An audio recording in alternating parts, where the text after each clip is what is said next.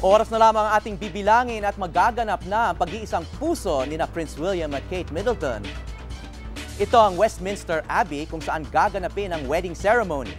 Alas 11 ng umaga sa London, alas 6 naman ng gabi dito sa Pilipinas. Punta naman tayo sa Buckingham Palace. Mahigit 1 kilometro ang layo. Doon manggagaling ang royal family. Doon rin gaganapin ang wedding reception.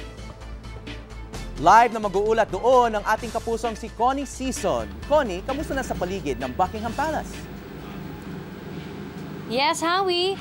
Alas 2 ng madaling araw dito sa Buckingham Palace. At kasalukuyan nga na talaga nakikita natin kahit na madaling araw ay parang hindi ganoon ang sitwasyon dahil sa dami pa rin na mga turista na pumupunta dito para magpa-picture taking, mag-video ng kanilang mga sarili. Sa nakikita nyo sa aking likuran ay napakarami rin ang nagka-camp out dito, no? Simula pa yan kahapon. At kami nga ay nagulat dahil sa kasalukuyan, yung mga nag-camp out dito ay wala pa yan kaninang kahapon ng umaga. Pero nagulat tayo dahil biglaan na lamang na nakita natin ngayong gabi ay napakarami ng bigla. At may estimate nga ang pulisya dito na mga nag-camp out ng 20,000. No? At pagkatapos naman ito, nakita rin natin na bagamat yung mga nagka-camp out dito ngayon ay nasa designated area lamang, ano? Kumbaga hindi sila maaring lumabas doon sa mga barikadang inilagay naman ng pulisya na nakikita nating very visible din sa mga oras na ito.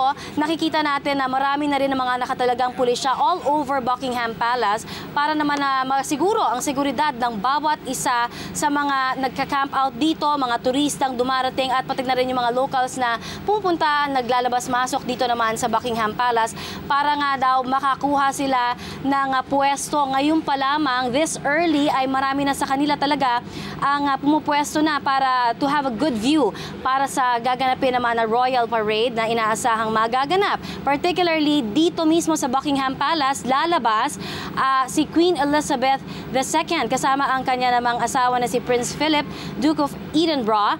At sila ay lalabas dito sa Buckingham Palace around 10:40 a.m. dito sa London yan. At papunta sila sa Westminster Abbey at inaasahan nga na ito ay susundan din ng iba pang mga miyembro ng royal family. Samantala, si Prince William naman at si Prince Harry ay manggagaling naman sa Clarence House at about the same time sila aalis naman mula doon 10:40 in the morning din papunta sa Westminster Abbey.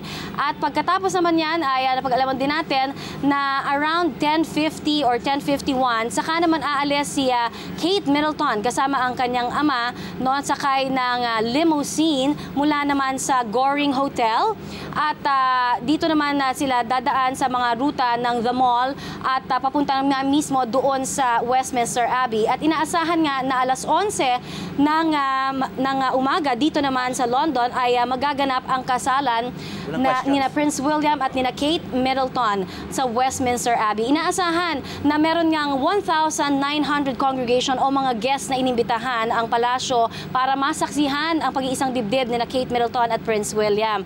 At sa kasalukuyan napag-alaman din natin na napaka-interesting, no, dahil ang lahat ay fascinated kung ano nga ba ang magiging itsura ng disenyo ng gown nitong si Kate Middleton dahil napag-alaman natin na mismong si Prince William ay walang idea dahil yan mismo ang binili ni Kate na huwag ipaalam kay Prince William kung ano ang magiging disenyo ng kanyang gown. At ang maganda dito dahil sa Anglican tradition, napag-alaman natin na hindi maaari na humarap itong si Prince William sa likuran habang naglalakad naman sa aisle itong si Kate Middleton at ang tanging oras lamang na makikita niya ito ay kapag nasa tabi niya na ito. Kaya yun ay isang very fascinating thing, no, dahil makikita lamang sila kung anong itsura ng bride to be ni Prince William na si Kate Middleton kapag katabi niya na ito. At sa mga oras din ito, gusto ko lang kayo bigyan din ng update dahil nanggaling din tayo kanina sa Westminster Abbey. Patuloy pa rin ang pagsasaya doon ng mga tao, no, mga turista na may estimate nga na dadagsa dito sa London na 1 million. Itong mga turista na ito ay umukupa sa halos lahat ng mga hotels dito na fully booked na isang buwan pa lamang bago itong royal wedding. At napag-alaman din natin, itong mga nagka-camp out naman na ito naman yung mga ayaw gumastos, dahil napakamahal nga naman talaga ng mga ino-offer na mga hotels dito na rates. Sa kasalukuyan, nalaman natin yung Rubens Hotel na nagbibigay ng very good view. Dito naman sa parade, sa Royal Parade, ay umaakyat ang kanilang presyo ng hanggang 600,000 pesos a night. Kaya talaga namang itong sinasabing package na ito ay para lamang talaga doon sa mga nakapag-ipon. Pero kung hindi naman nakapag-ipon, etong mga libreng mga tents na to na nakita natin sa likodan ng Buckingham Palace, ganoon din sa mga sinetap at designated places naman in the area of Westminster, ay pwede talaga namang bigyan ng pansin, dahil ito yung mga sinasabi nga na magtsatsaga talaga, dahil okay din naman. Actually, tinignan natin kung paano nga ba sila magsistay dito, yung condition nila okay din, dahil yung mga portalets malilinis at napakarami, walang problema, ika nga. Meron ding mga shower at hugasan, kumbaga. Pwede silang magpunas, kumbaga, doon sa area. Meron din silang makikita doon. At sa mga oras din ito, nakikita natin na very festive din ang mood dito. Bagamat madaling araw na nga, nakikita natin talagang tuloy-tuloy pa rin ang paglalakad ng mga turista.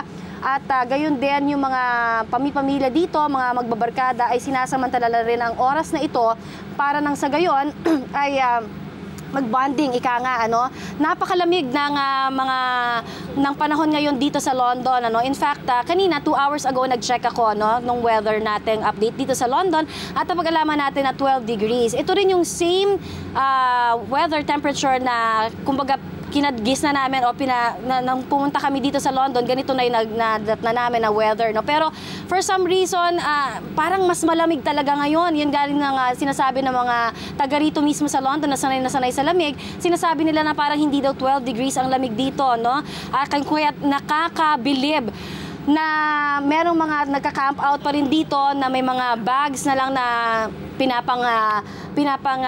kumot sa kanila at pinapaprotekta sa kanilang lamig. Pwede magtanong? Pwede magtanong, Connie? Yes, Howie, go ahead. Oo, mamaya dito yes, sa mga sinabi mo, mga activities, yung kasama na yung procession, nasa naman kayo nakapwesto? Pati yung mga kapuso nating sila Vicky Morales at Jessica Soho. Ano naman ang masasaksihan niyo mamaya? Oo.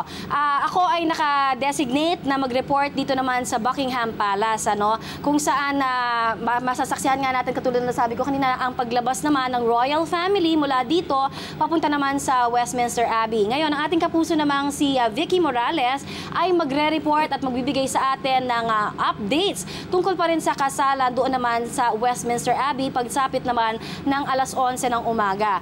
At ang mga areas naman na iba pa na sasakupin naman ay magbibigay din tayo. Siyempre, aalamin natin mamaya-mayang konti rin kung ano nga ba yung mga ibibigay pa sa ating update ni Miss Jessica Soho para naman dito sa kasalang ito. Kasi ang balita ko nga ay meron na tayong interview kay Miss Lily Picho, yung nanny o yaya nitong si Prince William, at ipinakita nga ang gown sa ating kapuso na si Jessica. At marami pa tayong ibibigay ng mga updates dito dahil punong-puno, at sabi nga nila kahit na napakaraming media ang nagko-cover dito all over the world, ay parang hindi ka mauubusan talaga ng storya na makukuha dahil sa dami ng mga interesting stories around, Katulad na lamang na pag-alaman natin, Howie and Cara, na may marami sa mga taga-London, dahil na fully booked na mga hotels. Pati yung mga tent ay naparentahan na, at yung iba naman libre dito magstay sa Buckingham Palace.